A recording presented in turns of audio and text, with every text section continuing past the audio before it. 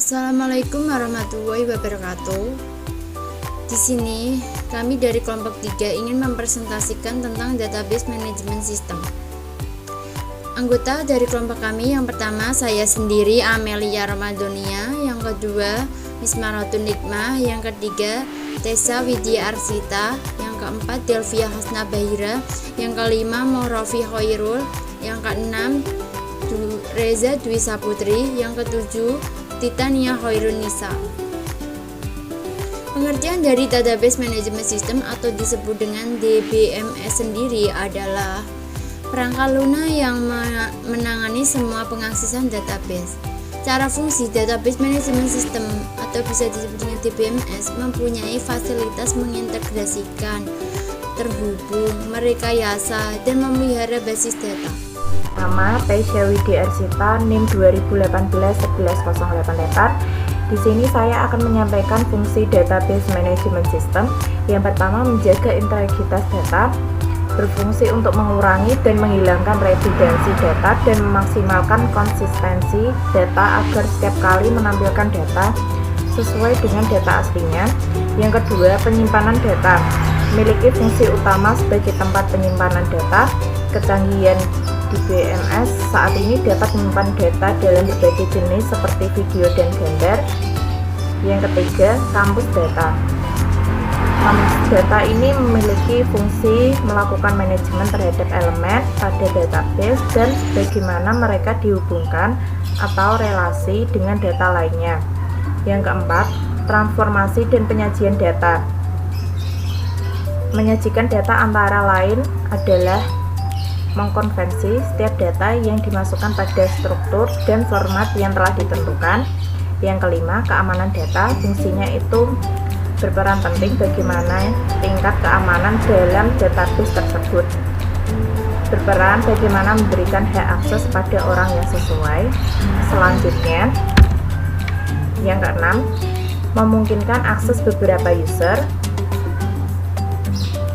untuk melakukan interaksi pada sebuah database. Hal ini akan lebih efisien dan dapat menempatkan user tertentu sesuai dengan role dan fungsinya. Yang ketujuh, menyediakan jasa akses dan pemrograman. Fungsinya itu menyediakan SQL untuk melakukan manipulasi dan membuat skema pada database yang dikenal dengan DNL dan DDL. Yang kedelapan, menyediakan interface untuk komunikasi. Fungsinya itu untuk melakukan komunikasi antara database yang satu dengan yang lainnya. Juga dapat memudahkan komunikasi antara database dengan tool lainnya seperti browser. Yang kesembilan, manajemen transaksi. Menyediakan mekanisme dalam mengatur transaksi dan perintah yang disampaikannya untuk memastikan konsistensi data. Di sini saya akan menyampaikan komponen database management system. Umumnya memiliki sebagian komponen fungsional atau modul seperti A. File manager, yaitu mengelola area dalam disk serta susunan data yang digunakan untuk mempresentasikan info yang tersimpan dalam disk. B. Database manager, yaitu disediakan interface antara data low level yang ada di database dengan program aplikasi serta query yang didapatkan ke sistem. C. Query processing, yaitu yang menerjemahkan perintah-perintah dalam query mengambil ke perintah dalam level yang bisa dipahami oleh database manager. D. DML compiler, yaitu yang mengkonversi perintah DML yang ditambahkan dalam suatu program aplikasi ke prosedur normal dalam bahasa Inggris. E. DDL compiler, yaitu yang mengkonversi perintah-perintah DDL ke dalam kumpulan tabel yang mengandung metadata. Tabel-tabel ini lalu disimpan dalam kamus data. Selanjutnya akan disampaikan oleh Delvia Hasna. Saya Delvia Hasna Bahira, NIM 2018-1108. Pengumuman pemakaian DBMS atau Database Management System. Penggunaan Database Management System atau DBMS untuk sebagian keuntungan, yakni 1. Kebebasan data serta akses yang efisien. 2. Mereduksi saat pengembangan aplikasi. 3. Integritas serta keamanan data. 4. Administrasi keseragaman data. 5. Akses berbarengan serta perbaikan dari terjadinya krisis atau hambatan dari sistem server serentak. Kemudian penggunaan Database Management System atau DBMS. 2. Database Management System berbasis mikro, biayanya meraih sebagian $100. Bisa melakukan satu organisasi yang kecil dengan cara yang berarti memperoleh konfigurasi piranti keras yang besar. 1. Database Management System kerap membutuhkan kemampuan penyimpanan primer serta sekunder yang semakin besar daripada yang dibutuhkan oleh program aplikasi lain. Juga kemudahan yang dibuat oleh DBMS dalam mengambil info mendorong semakin banyak terminal pengguna yang dilakukan dalam konfigurasi daripada bila sebaliknya. Macam-macam DBMS atau Database Management System. Yang pertama ada MySQL. MySQL merupakan sebuah perangkat lunak sistem manajemen basis data SQL dalam bahasa Inggris, yaitu Data Management System atau DMS yang multi-thread multi-user.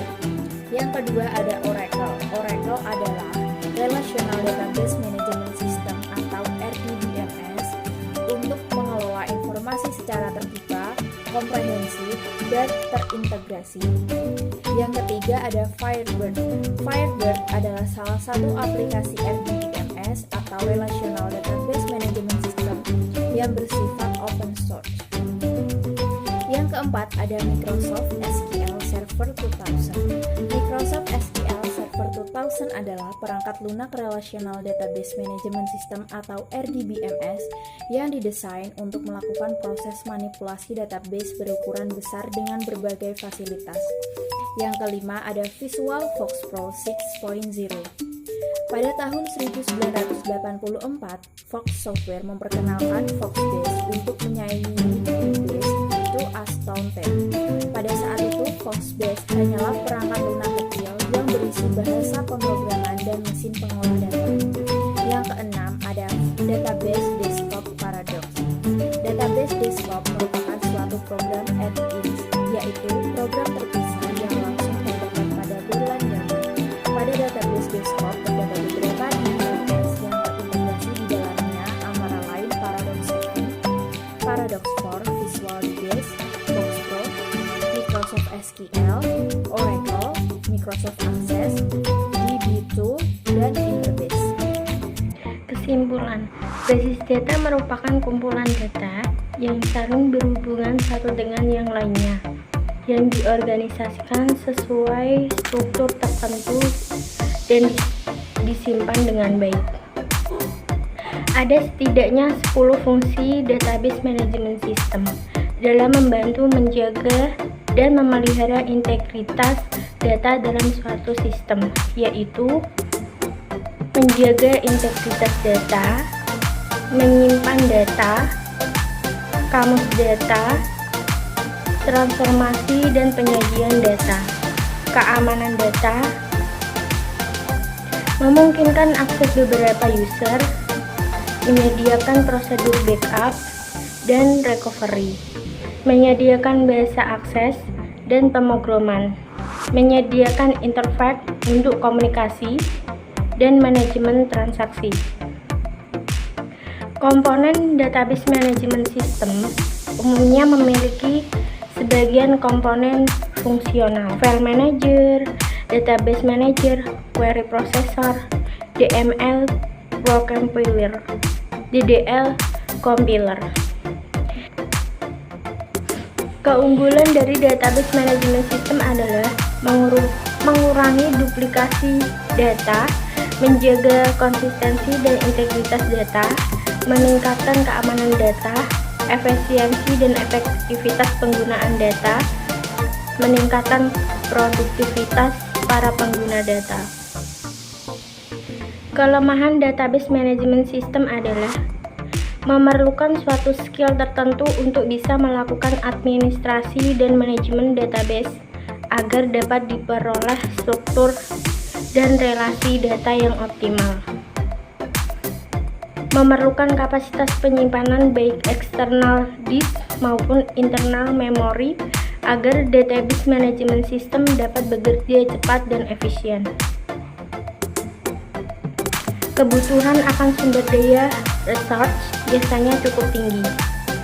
Apabila database management system gagal menjalankan misinya, maka tingkat kegagalan menjadi lebih tinggi karena banyak pengguna bergantung pada sistem ini. Harga database management system biasanya sangat mahal. Sekian presentasi dari kelompok kami. Bila ada salah kata, mohon dimaafkan. Terima kasih. Wassalamualaikum warahmatullahi wabarakatuh.